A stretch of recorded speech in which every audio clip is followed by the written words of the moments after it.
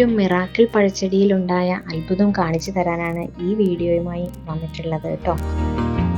ഞാൻ കവറിൽ ഒരു മിറാക്കിൾ ഫ്രൂട്ട് ചെടി വാങ്ങിയിരുന്നു. മണ്ണിൽ നട്ട മിറാക്കിൾ ചെടി 2 വർഷമായിട്ടും കായ്ച്ചതേയില്ലായിരുന്നു.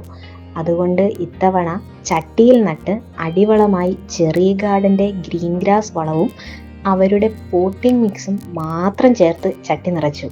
വേറെ മണ്ണൊന്നും ചേർത്തിട്ടില്ല. 2 ആഴ്ച കഴിഞ്ഞതോടെ ചെടി നല്ല തളിർത്ത് വളരാനും തണ്ടിൽ പൂവിടാനും തുടങ്ങി കേട്ടോ. പൂ കൊഴിഞ്ഞു പോകുമെന്നായിരുന്നു ആദ്യം കരുതിയിരുന്നത്.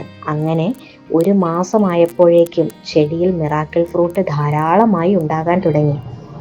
ഇടയ്ക്ക് കുറച്ചുകൂടി ഗ്രീൻ ഗ്രാസ് വളം ഇട്ടുകൊടുത്തു. കായകളൊന്നും പിന്നെ കൊഴിഞ്ഞു പോകുന്നത് കണ്ടേയില്ല.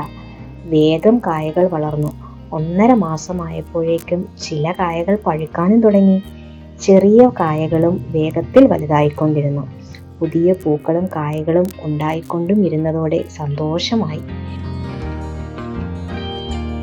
2 മാസം കഴിഞ്ഞപ്പോഴുള്ള ഈ കാഴ്ച നിങ്ങളൊന്ന് നോക്കിക്കേ. നിറയെ പഴങ്ങളാണ് മിറാക്കിൾ ചെടിയിൽ. ഈ ഫ്രൂട്ട് കഴിച്ചാൽ പിന്നെ 2 മണിക്കൂറത്തേക്ക് പുളിയുള്ള എന്ത് കഴിച്ചാലും തേൻ പോലെ മധുരമാണ്. ശരിക്കും അത്ഭുതമാണ് ഈ പഴം. എൻ്റെ വലിയ ആഗ്രഹമായിരുന്നു ഈ ചെടിയിൽ പഴമുണ്ടാക്കി കുട്ടികൾക്ക് കൊടുക്കുക എന്നത്.